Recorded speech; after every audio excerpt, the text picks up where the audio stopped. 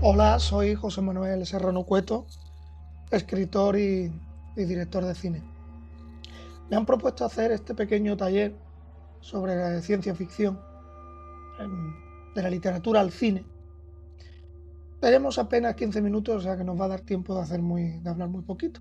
Pero bueno, espero que sea una píldora que os deje con buen sabor de boca para que más adelante, en algún momento, podamos hacer algo más amplio y con mayor profundidad. Nos vamos a ir a los principios del cine, los comienzos del cine, ¿no? La primera película considerada de ciencia ficción, que es Viaje a la Luna de Georges Méliès, del año 1902, y que ya está basada en una obra literaria, en este caso de uno de los autores más adaptados al cine, que es Jules Verne, y en concreto a su novela De la Tierra a la Luna. De Viaje a la Luna a propuestas más recientes como Dune, también basada en una obra literaria, en este caso de Frank Herbert, y que ya había sido adaptada al cine hace unos años, el cine ha recorrido todos los vericuetos posibles de la ciencia ficción. Desde 1902 a 2020 hemos visto películas de viajes en el tiempo, mutaciones imposibles, invasiones alienígenas, exploraciones espaciales, catástrofes naturales, inventos extraños, y hemos vivido en sociedades utópicas o en sociedades distópicas, en su contrario, en mundos post-apocalípticos, etc. Todo tipo de universos de ciencia ficción. Y es cierto que aunque las producciones cinematográficas no siempre se han servido de una base literaria, hay grandes ejemplos, ¿no? Sin ir más lejos, la larguísima saga de Star Wars no parte de una original literario, no parte de una novela, no parte de un relato. Cierto es que algunas de las mejores propuestas de la historia del cine sí han recurrido a relatos o novelas de ciencia ficción. Mencionábamos antes a Jules Verne, cuyas obras han sido plasmadas en la pantalla una y otra vez. Viaje al centro de la Tierra, por ejemplo. Y me voy a parar en mencionar una, quizás por su peculiaridad, que no es la mejor, pero es la más pintoresca. Es Viaje al centro de la Tierra, de Juan Piquer Simón. Pintoresca porque es española, ¿no? Y es curiosa de ver. Pero tenemos también 20.000 leguas de viajes submarinos, esa película de Kirk Douglas, producida por Walt Disney. Mary Shelley, la autora de Frankenstein o el moderno Prometeo, ha visto cómo su obra ha sido llevada al cine en numerosísimas ocasiones, ya en la época muda hasta muy recientemente en televisión. Por otra parte, H.G. Wells y La Guerra de los Mundos, o El Hombre Invisible, Philip K. Dick con su Sueñan los androides con ovejas eléctricas, que todos conocemos, o muchísimos conocemos, más quizás por la película famosa de Ridley Scott, Blade Runner. O Michael Crichton, autor adaptadísimo al cine, que tiene uno de sus mejores títulos adaptados, es La amenaza de Andrómeda. Son muchas las novelas importantes que han sido adaptadas al cine. Y hay que decir que a veces el cine le ha dado otra dimensión a estas obras. Es cierto que en muchos casos es mejor el libro que la película, como se suele decir, pero también seríamos injustos si no reconocemos que hay películas que han hecho mejores a las novelas. En 15 minutos, como decíamos, más o menos qué es lo que tenemos, es muy difícil poder hablar de la ciencia ficción en general. Así que nos vamos a centrar en dos títulos, en concreto dos títulos muy diferentes. Bueno, en realidad son tres, aunque dos conforman dúo. Son El Doctor Frankenstein y la novia de Frankenstein, de James Whale, la primera del año 31, la segunda del 35. Y luego nos vamos a ir a hablar de Fahrenheit 451, del año 1966, de François Truffaut. El Doctor Frankenstein y la novia de Frankenstein se inscriben en el ciclo de terror de la Universal de los años 30, un ciclo que personalmente me gusta mucho y que para mí es uno que yo creo que objetivamente se podría decir que es uno, si no el mejor, de los ciclos de terror que ha habido en la historia del cine. Sobre todo porque se centra en los monstruos clásicos, en la abominación de Frankenstein, en el vampiro, en Drácula, en el hombre lobo, el hombre invisible, etc. Yo he escrito bastante sobre el ciclo de terror de los años 30.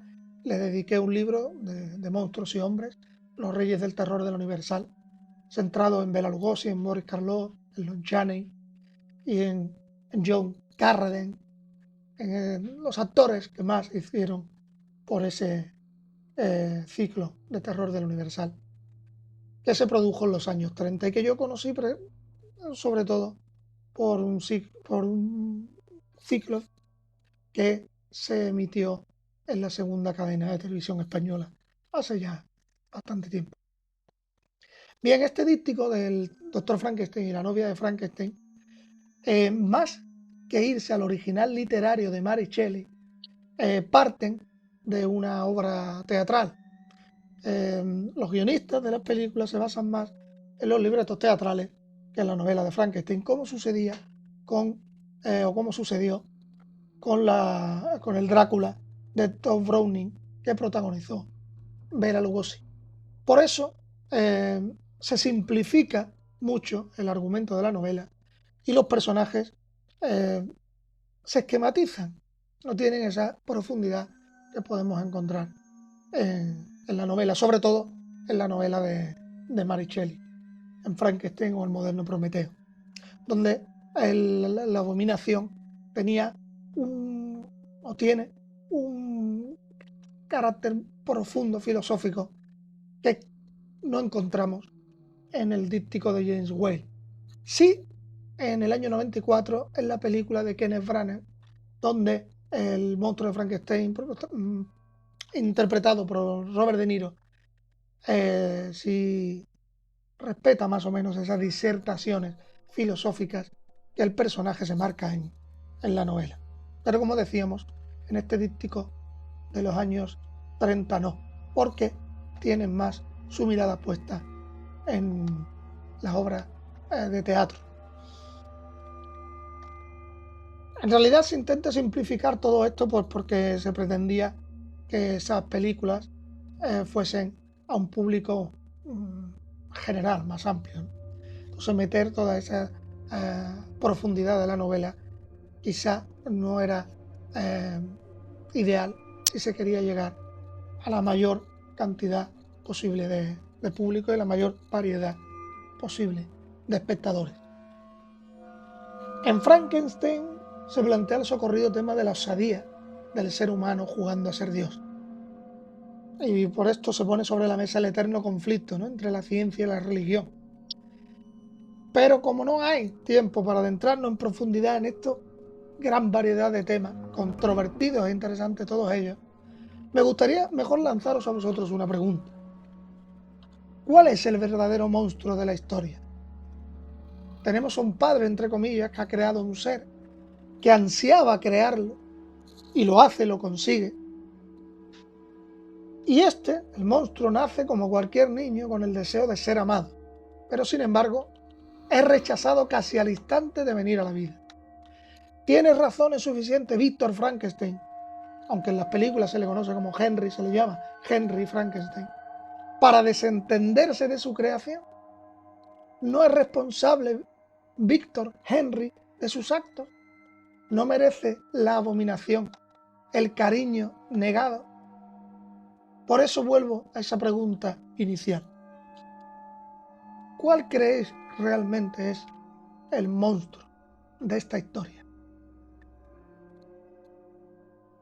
Con esta pregunta en el aire nos vamos a saltar desde los años 30 a 1966, a los años 60, de Hollywood a Francia, y nos vamos a un director que no solía, que no es un director de género, es un director inscrito en la corriente de la Nouvelle Vague, y como decía, no es un director de género, pero la Nouvelle Vague, los diferentes cineastas sí que coquetearon en algún momento con el cine de género, y en este caso François Truffaut, que es el director del que hablamos, lo hizo con la ciencia ficción, pero es verdad que lo hizo adaptando una novela que le venía a él muy bien para sus intereses temáticos. En este caso es otro clásico de la literatura de género, otro autor mítico, que es Ray Bradbury, y la novela es Fahrenheit 451. Nos encontramos, o mejor dicho, no nos encontramos ahora con hombres queriendo ser dioses, queriendo atribuirse los poderes que tiene la divinidad, como podía ser el caso de Víctor Frankenstein, sino estamos en una situación, para mí, más preocupante, porque es más verosímil, porque puede suceder en un momento dado, como es, y ha sucedido a lo largo de la historia, como es el control por parte del poder de los ciudadanos. Sin irnos muy lejos, en estos días en los que nos encontramos, por motivos del coronavirus, y suponemos que de manera temporal, los ciudadanos nos hemos visto constreñidos, ¿no? Hemos visto nuestras libertades constreñidas, o estamos viéndolas. Hemos visto mermada gran parte de nuestra libertad, de nuestra capacidad de movimiento. Y parece que estuviéramos viviendo en una de esas sociedades distópicas, o sea, no deseables, ¿no? Creadas por la ficción. No podemos salir de casa a las horas que queremos, tenemos que hacerlo de una determinada manera. En fin, toda una serie de cosas que ya se ha visto en la ficción en algún momento. Y en este caso, en Fahrenheit 451, podéis verla ahora y encontraréis quizás puntos en común con lo que estamos viviendo en este momento.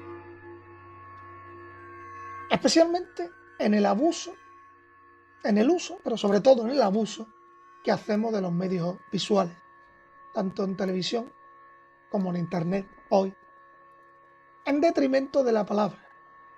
Y hago un inciso, de la palabra escrita reflexionada, la de un libro, y no la impulsiva de las redes sociales. Dedicamos mucho más tiempo a la televisión, al internet, a los vídeos que circulan por los móviles, que a los libros, ¿no? En el caso de Fahrenheit 451, no tienen siquiera acceso a los libros y están manejados por la televisión. Ciudadanos reciben la información por la televisión, como pasa hoy en día. La televisión hoy en día, las redes sociales,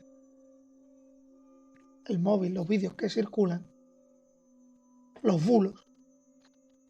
Y a través de esa tecnología, de esas imágenes audiovisuales, controlan al ciudadano. En el caso de Fahrenheit 451, no tienen, además, acceso a los libros. Y aquí lanzo otras preguntas, ¿no? ¿Qué importancia tienen los libros? Pregunto. ¿Qué sucedería si no tuviésemos acceso a ellos como en Fahrenheit? Si no pudiésemos leer una novela, un poema o un manual de cocina. ¿Se es libre cuando no se lee? ¿Nos hacen los libros más libres? ¿Nos hacen los libros más libres? Importante, libros libres. ¿Se puede sustituir la palabra por la imagen? Todas estas preguntas y bastantes más se desprenden de la novela y de la película de Truffaut, cuya estética, voy ahora a la estética, a pesar de lo que puedan decir algunos críticos, personalmente me sigue pareciendo no solo adecuada, sino igualmente sugerente. A Bradbury le gustó la película, a Ray Bradbury, y le dijo a Truffaut: qué raro es para un escritor entrar en una sala de cine y ver su propia novela fiel y excitantemente contada en la pantalla. Truffaut me ha devuelto el regalo de mi propio libro, hecho en un nuevo medio, al preservar el alma del original. Estoy profundamente agradecido. Es importante esto que dice Ray Bradbury. Yo soy de la opinión de Ray Bradbury, perdón, de la opinión de Ray Bradbury. Y es que no tenemos que ver en el cine la iluminación de la novela. O sea, yo no quiero ver la novela en la pantalla. Quiero que con ese nuevo medio, con esa nueva película, me cuenten algo nuevo que no se cuenta en la novela. Porque para ver lo mismo, para ver en la pantalla lo que se me está contando en la novela, prefiero la novela. No que se traicione a la novela, pero sí que se nos abran nuevas preguntas. Ya os dije que en muy poco tiempo y podríamos hablar muchísimo aquí sobre estas dos películas, sobre la ciencia ficción, sobre todo sobre los temas que plantean, ¿no? Ojalá pase pronto esto del coronavirus y podamos retomar un taller más amplio, presencial, y que podamos poner ejemplos y tengamos margen suficiente para hablar de los originales literarios y de las películas, hacer comparativas, indagar en los discursos e intentar responder a algunas de las preguntas que la ciencia ficción nos plantea, o al menos a algunas de las que nos plantean estas propuestas, ¿no? Estas películas. Y por supuesto siempre abrir nuevos interrogantes. Hace apenas unas décadas, esto que estoy haciendo ahora, grabar un vídeo que se colgará en internet para que lo vea quien quiera desde un ordenador o desde un dispositivo móvil, era ciencia ficción. Y aquí uno de los grandes enigmas. ¿La ciencia ficción de hoy será la ciencia de mañana? Un abrazo y hasta pronto.